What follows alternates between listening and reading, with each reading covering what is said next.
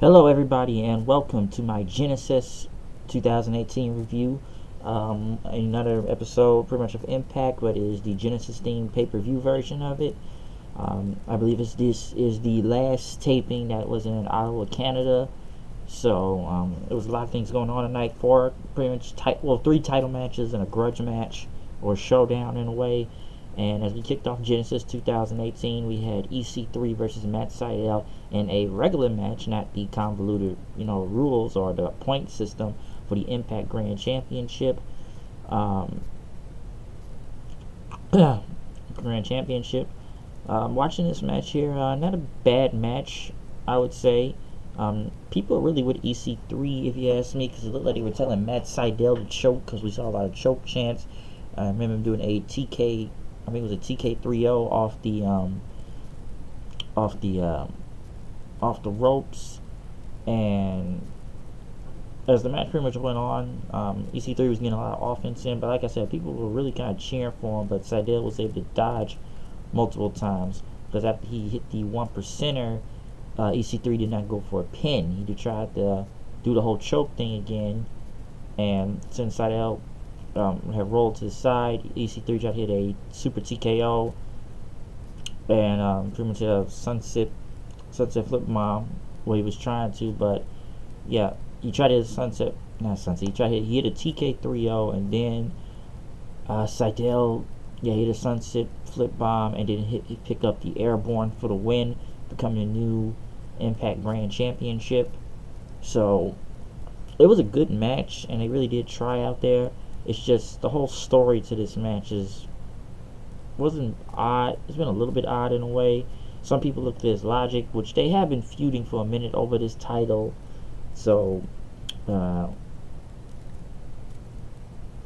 the crowd looks like they were never really with Matt Sydal once he won the match, and they're like people mostly cheering more for EC3 than Matt Sydal throughout this match. It wasn't that bad of a match. I just think people don't really care about Matt Sydal.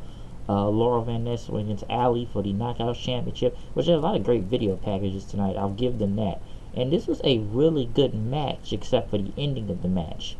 I actually did enjoy this one between Allie and Sydal. It was like a lot of sympathy for Allie from the crowd, and it was telling a good story out there. The only problem is, I just think, was the ending, and it was just kind of, I wouldn't say it was overbooked, but they do the whole ref bump thing as usual, and it pretty much had, well, Allie's about to pick up the win, but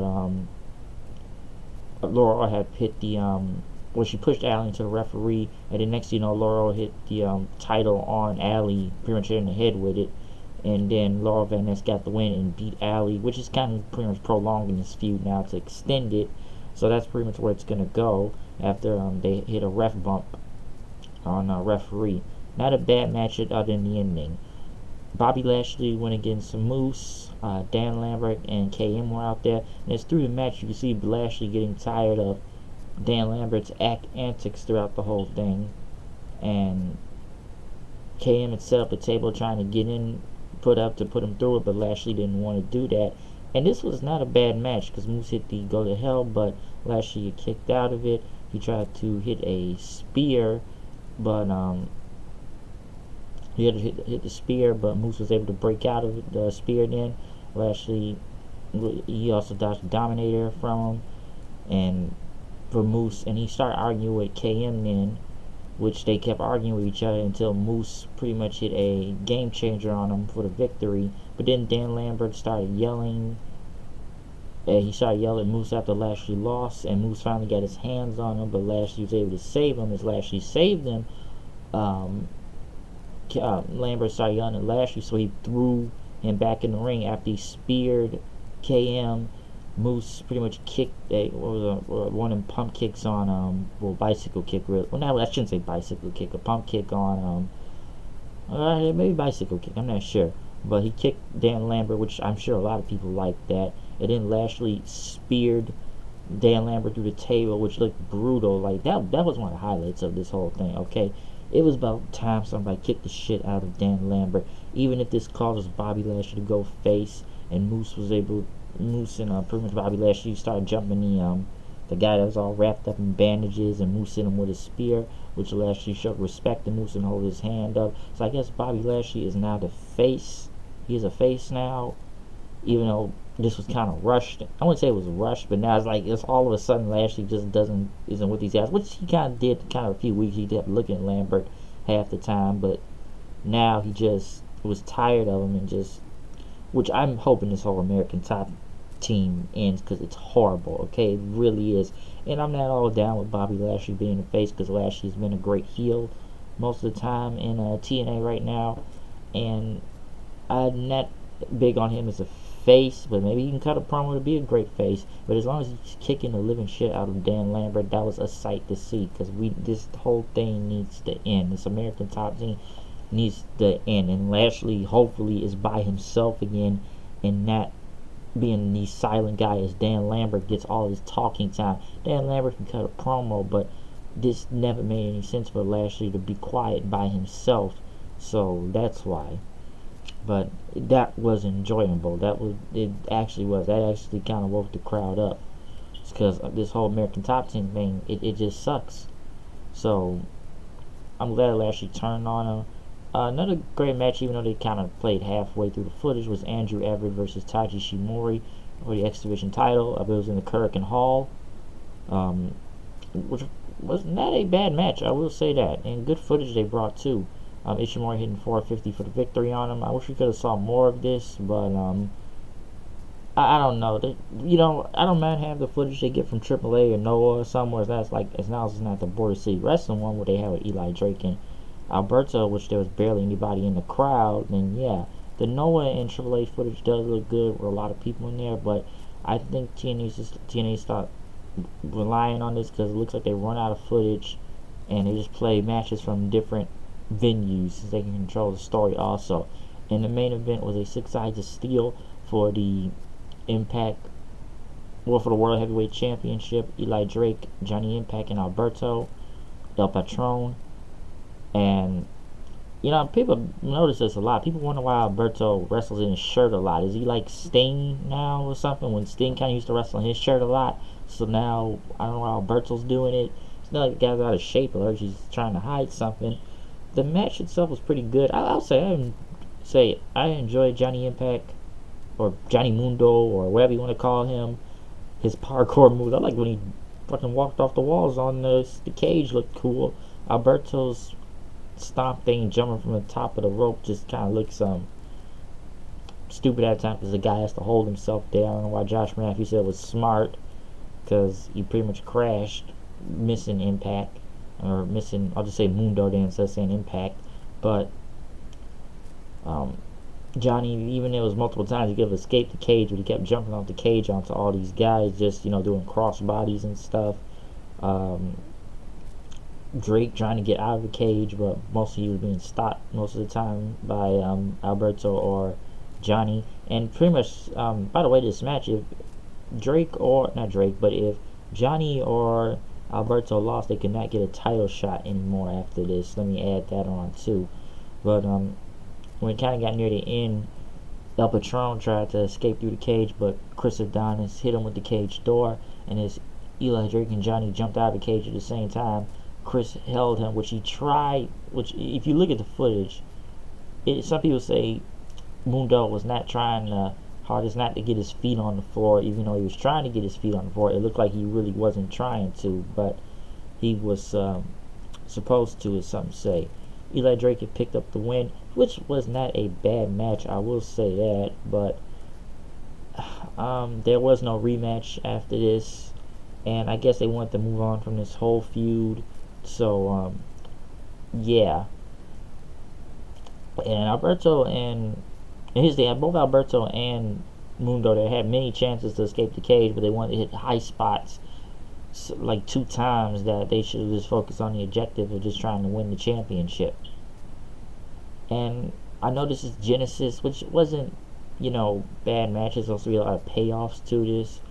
Matt Sydal, I just don't think the crowd was even cheering for when he won the title. Laura Van Ness retained the title, even though I still find it odd that she won her release at the same time. People said they put the belt on her, now he won her release. It's just crazy to me. Lashley being face just all of a sudden happen. And the cage match was whatever, but Drake did hold it. And by the way, this is the last tapings, like I said, of the you know Canada here. So hopefully booking is kind of better this time. It's New Year. It's a lot of changes right now. Jeff Jarrett isn't here anymore. We don't go with this GFW bullshit and everything. You won't see a 6-sided ring next week.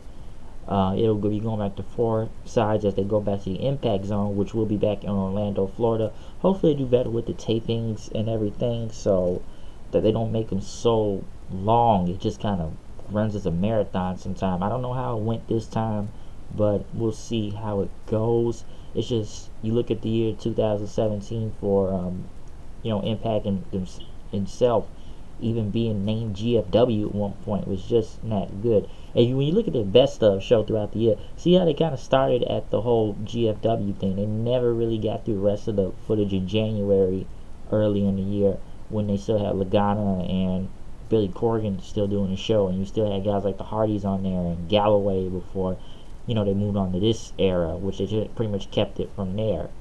And when I look at through this whole year, and I may have said this in probably one of the best of reviews, even kind of reviewing a little of the year of Impact a little, I thought it was getting good when Slammiversary came around. And yeah, you had some people like Low Key and others being back, and stuff was pretty going good, saying about maybe March or April in the Slammiversary, and a little bit after Slammiversary.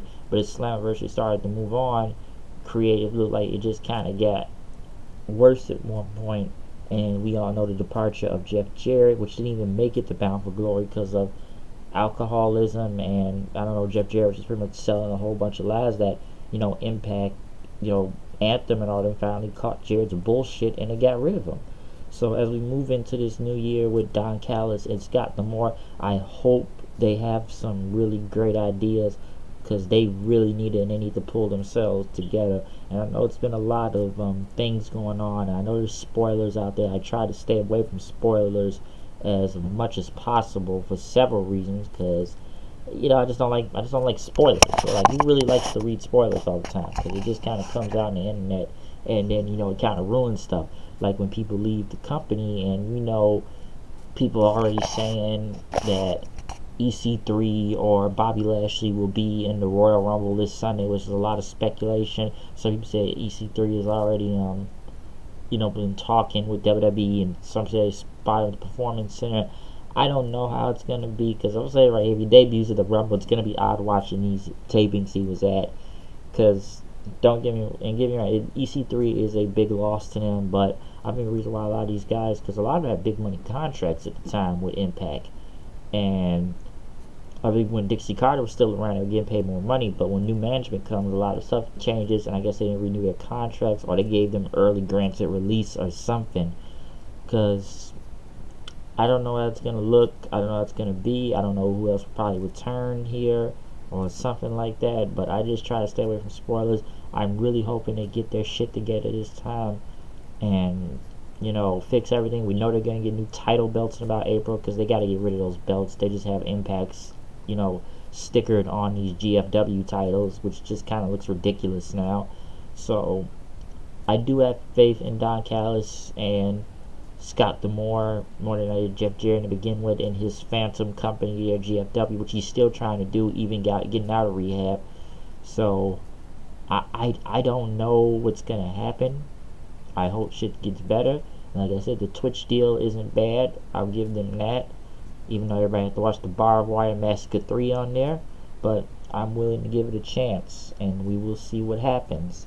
But it's going to be a long weekend of wrestling I'm going to have to watch.